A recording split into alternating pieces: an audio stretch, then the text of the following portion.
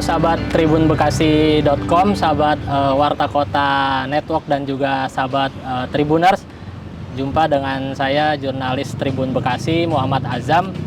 Pada kesempatan kali ini kita mendapatkan bisa berbincang atau mewawancarai Kepala Dinas Perumahan Rakyat, Kawasan Permukiman dan Pertanahan nih, Pak Nur Haidir. Siap. Pak, ini alhamdulillah kita diberi kesempatan nih buat berdiskusi atau menggali program-program yang ada di Disperkimtan ya, ini ya singkatannya. Pak, gimana kabar sebelumnya nih, Pak? Alhamdulillah sehat, Mas Azam. Terima kasih nih udah bisa berbincang-bincang nih dengan sahabat Tribuners Bekasi. Oh, siap, Tribuners ini Bekasi. kita juga istimewa juga nih wawancaranya di outdoor, biasanya di dalam ruangan atau di ruangan kepala dinas biasanya. Ini kita di outdoor di taman apa nih, Pak? Taman Sehati ini. Ini kebetulan kita berada di Taman Sehati yang ada di wilayah Cikarang Timur. Jadi kita ngobrol santai lah dengan teman-teman Tribuners ya.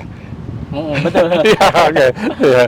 Jadi termasuk ini juga ya nyaman lah. Tadi saya juga sebelum ini juga keliling-keliling, main lah nyobain beberapa wahana ya yang ada di Taman Sehati ya. Iya. Pak Kadis, ini kan sebelumnya kan pemerintah Kabupaten Bekasi ini kan terus berupaya ya, memang juga jadi program nasional mengenai pengentasan atau penanganan kemiskinan ekstrim, termasuk juga penanganan dari stunting ya di Indonesia dan khususnya di Kabupaten Bekasi ini. Pemerintah Kabupaten Bekasi dalam hal ini kan pejabat Bupati Bekasi terus konsen lah dalam upaya menekan angka kemiskinan ekstrim, termasuk juga angka stunting ya. Terus kemudian juga dalam data tuh hasil survei status gizi Indonesia itu pada tahun 2021 kan angka prevalensi stunting di Kabupaten Bekasi itu mencapai 21,5%, dan sementara pada tahun 2022 turun menjadi 17,8%, dan 2023 data terakhir itu 13,8%, dan itu sebenarnya target nasional itu kan 14% ya di 2024, malah ini di Kabupaten Bekasi sendiri 13,8% baru di 2023. Memang kan untuk penanganan kemiskinan ekstrim dan stunting ini kan leading sektornya, kalau kemiskinan ini kan dinas sosial ya. Betul. Kalau untuk stunting kan dinas kesehatan dan P2KB. Dinas KB ya. Dinas P2KB. Dan salah satunya juga ada peran-peran dinas lain nih, salah satunya Disperkimtan nih kan, Pak. Ini kita ingin menggali sebenarnya apa sih kontribusi atau nggak sih upaya-upaya yang turut dilakukan oleh Disperkimtan dalam penanganan kemiskinan ekstrim dan stunting itu kan. Ya, makasih Mas Azam, Tribuners dan Warta Kota. Jadi yang pertama di Disperkimtan ini kita berkolaborasi, bersinkronisasi dengan teman-teman SKPD lain untuk kaitannya dengan penurunan angka kemiskinan ekstrim dan untuk penurunan angka stunting. Untuk penurunan angka stunting, saya Disperkimtan berkolaborasi dengan teman-teman yang ada di Dinas Kesehatan dan yang ada di Dinas P2KB. Kami dari Disperkimtan mensukong atau mendukung kaitannya dengan penurunan angka stunting, yaitu dengan program SPALDS atau Sistem Pengelolaan Limbah Domestik Setempat. Mas Azam, lah ya, orang familiarnya jamban lah ya, jamban atau WC lah. WC ya. Jadi kita membuat jamban atau WC di masing-masing rumah penduduk, tentunya yang belum mempunyai jamban atau WC.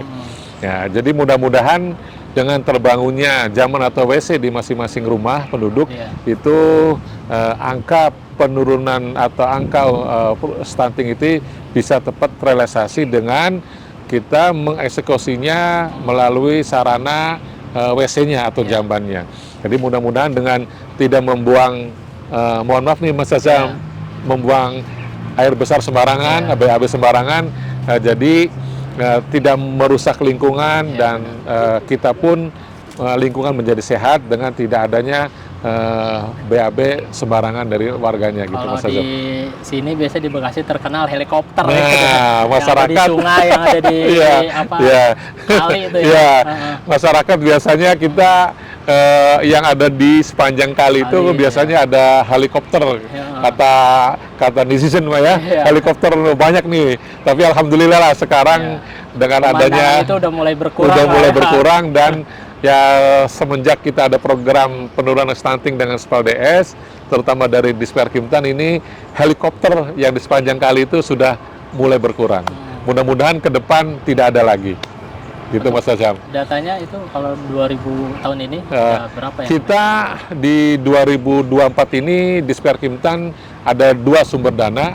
Yang pertama itu dari APBD Kabupaten Bekasi, itu kurang lebih ada 724 untuk tersebar di 10 kecamatan. Jadi 724 yang ada tersebar di 10 kecamatan yang kondisinya terutama pasti tidak mempunyai jamban atau WC. Yang kedua, kita juga ada sumber dana dari DAK Mas Azam, itu pemerintah pusat, dana alokasi khusus itu kurang lebih di ada 9 kecamatan, itu ada 9 desa. 9 desa itu 702 titik penerimaan manfaat.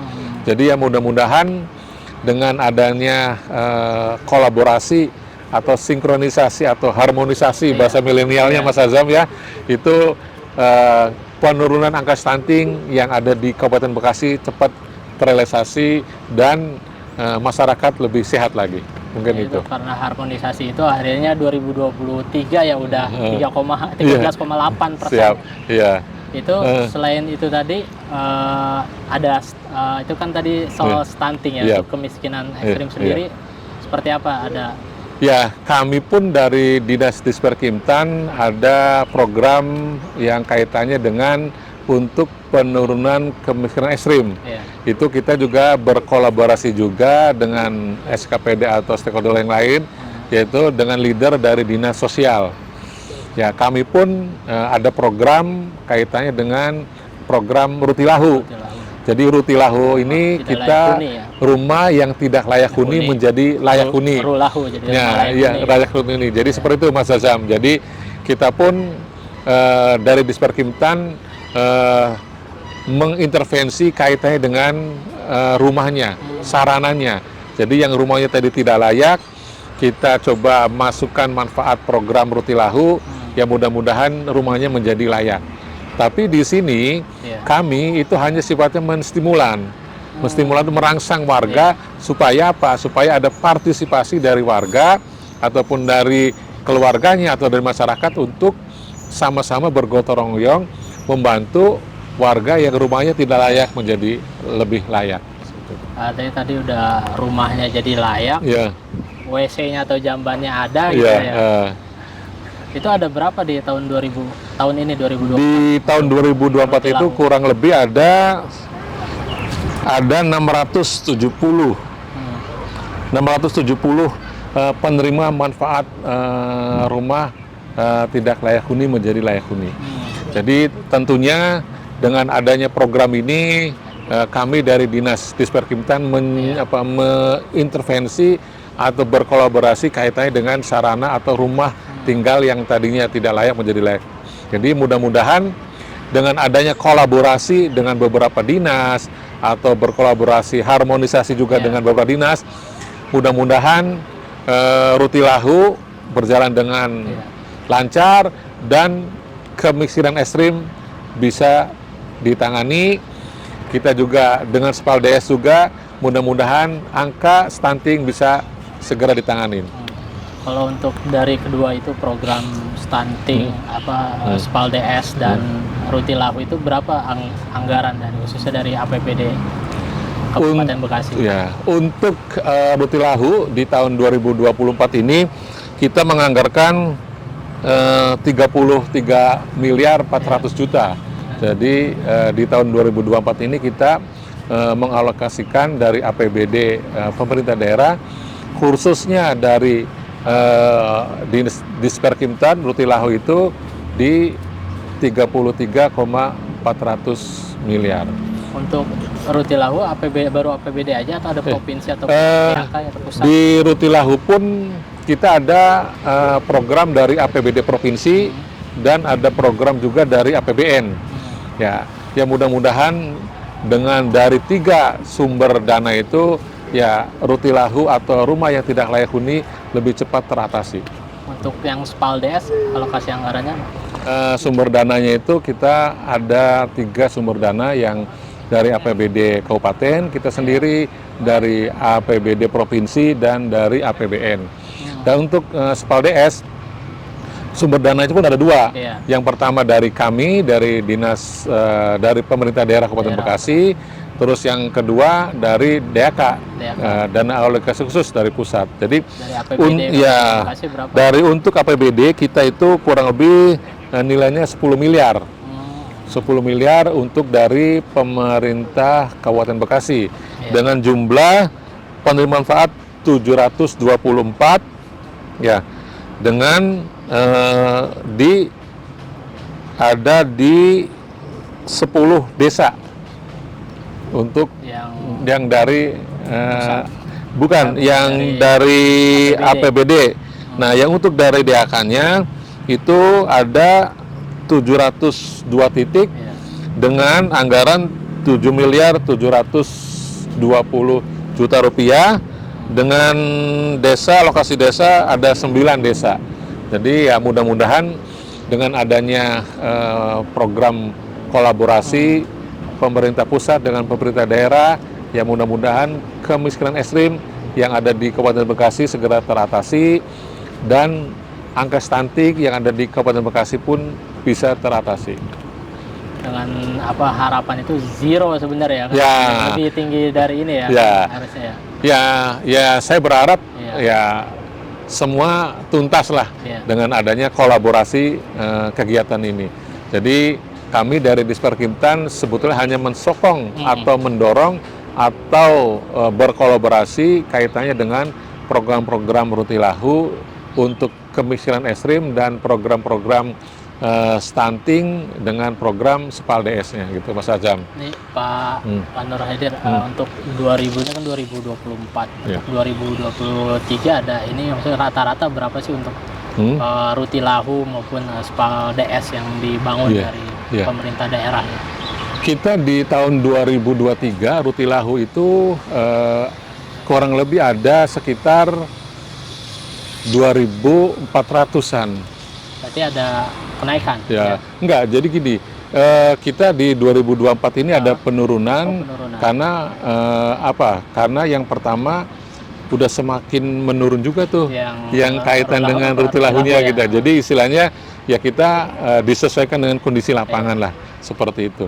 Nah, terus yang untuk SPAL-DS pun sama, kita juga ada di tahun 2023 pun kita juga ada program dari pemerintah kabupaten dan dari pemerintah dari DAK, seperti itu. Artinya dikeroyok semua. Ya, betul Mas Agam. Iya, betul. Ya. Penurunan kemiskinan ekstrim sama stunting. Iya, betul. Itu untuk nyambungnya seperti apa sih Pak dengan dibangunnya rumah yang tidak layak huni, terus dengan dibangunnya jamban atau WC itu tadi SPAL-DS, dengan stunting, dengan akhirnya jadi pada turun tuh stuntingnya, kemiskinan ekstrimnya turun, itu apa kaitannya itu, mungkin ya?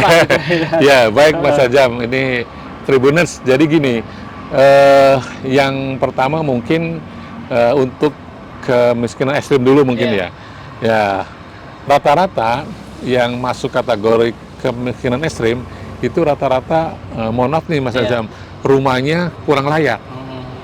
Jadi karena penghasilannya rendah dan karena mungkin ada faktor lain, jadi sehingga dia rumah pun kurang layak gitu. Nah, dengan coba kita mengintervensi dengan sarana rumahnya, ya mudah-mudahan yang tadinya rumahnya tidak layak jadi menjadi layak. Iya. Karena apa? Karena penilaian kemiskinan ekstrim itu salah satunya kan rumahnya. Nah, mungkin ada juga penilaian yang lain gitu, misalkan kaitannya dengan penghasilan, kaitannya dengan mungkin istilahnya pendidikannya, kemungkinan juga salah satunya dengan penghasilan per bulannya seperti apa. Jadi kami dari Disperkimtan hanya mengeksekusi, mengintervensi kaitannya dengan sarana rumahnya, seperti itu Mas Ajam. Artinya itu tadi kan nyambung juga sama mungkin yang Spal DS itu kan ya. Kalau yang Spal DS gini Mas Ajam, mungkin yang pertama kesehatan dan kesehatan ya. Karena stunting ini kan banyak faktor sebetulnya. Yang pertama mungkin karena lingkungannya kurang sehat, jadi pertumbuhan anak itu kurang normal lah. Jadi karena lingkungannya kurang baik. Nah, kami dari Disperkimtan mengeksekusi kaitannya dengan, mohon maaf nih, untuk jambannya, untuk buang air besarnya. Selama ini masih banyak ya, mohon maaf nih Mas Ajam ya, ada yang kayak kata tadi Mas Ajam tuh, helikopter di sepanjang kali gitu kan. Terus mohon maaf, ada yang sembarangan lah, ada yang di kebun, ada yang di sawah. Ya mudah-mudahan dengan lingkungan jadi semakin baik, semakin bersih, ya mudah-mudahan faktor kesehatannya lebih meningkat. Walaupun di stunting ini kan tidak hanya untuk Spal DS saja, mungkin ada teman-teman kita yang dari dinas kesehatan kaitannya dengan penyuluhan kesehatannya, terus mungkin dari teman-teman dari KB mungkin kaitannya dengan apa istilahnya keluarganya, mungkin dari dinas misalkan UMKM kaitannya dengan mencoba seperti apa untuk istilahnya penghasilannya seperti itu maksudnya. Gitu Mas Ajam. Berpenghasilan juga gitu. Kemiskinan betul gitu ya Mas Ajam. Jadi intinya ya dalam penurunan stunting dan penurunan kemiskinan ekstrim itu kami dari Disperkimtan berkolaborasi, berharmonisasi dengan SKPD lain untuk menuntaskan kemiskinan ekstrim dan untuk menuntaskan angka stunting. Itu ada kategori atau klasifikasinya ketika dia dapat program Rutilahu atau program Spal DS itu ada ininya nggak, kriterianya lah gitu. Ya, jadi gini Mas Ajam, Tribuners. Jadi yang pertama gini, masing-masing ada standarnya, masing-masing ada SOP-nya. Yang pertama mungkin ya kalau kami dari kaitan dengan Spal DS itu yang pertama sudah pasti dia tidak memiliki jamban. Yang kedua masyarakat yang masih di bawah penghasilannya masih rendah lah seperti itu. Nah, terus harus memiliki tanah atau rumah yang bersangkutan itu harus sudah punya milik pribadi, alsaknya sudah jelas seperti itu. Tapi yang utama lagi warga Kabupaten Bekasi Mas Ajam. Jadi nggak mungkin kita di luar Kabupaten Bekasi. Jadi ini itu. Nah, untuk Rutilahu pun sama. Jadi kita pun punya standar. Jadi yang pertama udah pasti harus warga Kabupaten Bekasi. Yang kedua emang rumahnya tidak layak. Yang ketiga mungkin alsaknya juga harus jelas. Jadi kami di lapangan itu dibantu oleh teman-teman BKM atau LPM, Lembaga Swadaya Masyarakat Desa. Jadi untuk memverifikasinya, untuk melihatnya mana-mana yang masuk, mana-mana yang tidak masuk kategori tersebut gitu. Maksud diverifikasi lagi gitu ya? Betul. Kita akan melakukan tinjauan lapangan lah seperti itu dari teman-teman, ada kita namanya teman-teman TFL atau Korfas seperti itu. Jadi sejauh ini ada kendala nggak ketika menjalankan program ini di lapangan atau mungkin yang lainnya, kendala lainnya? Ya mungkin yang menjadi bukan kendala ya, jadi semacam harus bahan diskus juga. Jadi ada sih ya warga yang yang rumahnya tidak layak. Kita coba tanya, ternyata halas haknya belum jelas. Terus yang kedua, kadang-kadang rumah tersebut berdirinya di, mohon maaf nih, di tanah negara, tanah pemerintah. Jadi kita pun tidak bisa membantu itu gitu, karena harus punya tanah pemerintah dan harus jelas haknya, alas haknya, dan bukan berdiri di tanah pemerintah gitu, seperti itu. Otomatis rumahnya pun kurang layak. Ini terakhir Pak Haidir, terkait persoalan stunting dan juga kemiskinan ekstrim, tentunya kan ini juga butuh peran semua pihak ya, termasuk dari masyarakat atau elemen masyarakat itu. Ini ada pesan sendiri nggak buat masyarakat, atau enggak mungkin pesan yang selalu disampaikan oleh pejabat Bupati Bekasi ke Pak Kadis nih tentang untuk penanganan ini, apa sih sebenarnya yang harus dilakukan buat mengatasi kemiskinan ekstrim sama stunting yang bahasanya tanda kutip terbukti juga nih cepat penurunannya gitu kan. Seperti apa bisa disampaikan lah. Ya, Mas Azam, mungkin Tribuners. Jadi yang pertama Pak PJ Bupati fokus terhadap 2 program ini, yaitu untuk penurunan angka kemiskinan ekstrim dan untuk penurunan angka stunting. Makanya kalau bahasa kerennya mah kita kroyok itu program, kita kepung itu program dari berbagai sumber, dari berbagai pentahelik, dari berbagai kolaborasi supaya apa? Supaya cepat tertangani, cepat penurunan untuk kemiskinan ekstrim dan untuk angka stunting. Makanya di setiap tahun itu selalu ada kegiatan atau program untuk 2 hal tersebut, Mas Azam. Jadi yang untuk penurunan kemiskinan ekstrim dan untuk penurunan angka stunting, seperti itu. Jadi kita continue, kita melakukan fokus mengeksekusi program tersebut gitu.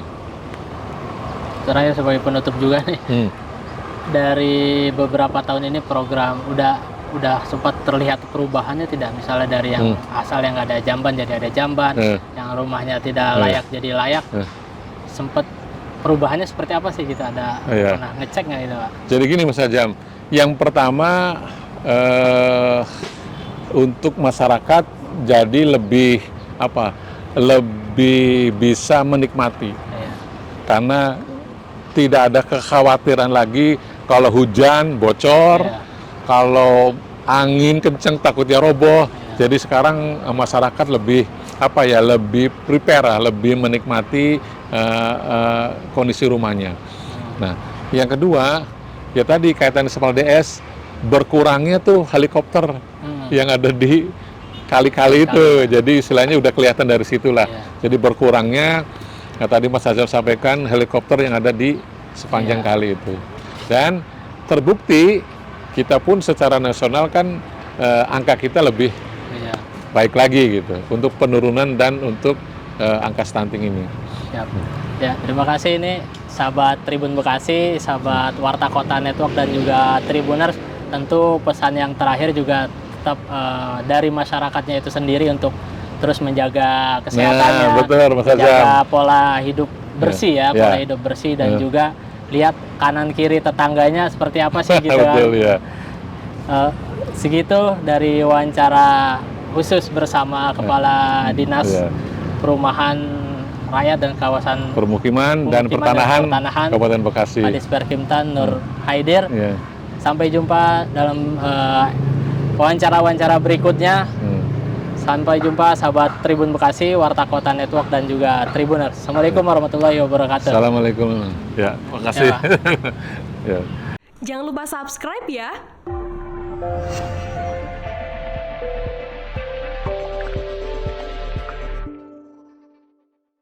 Jangan lupa subscribe ya.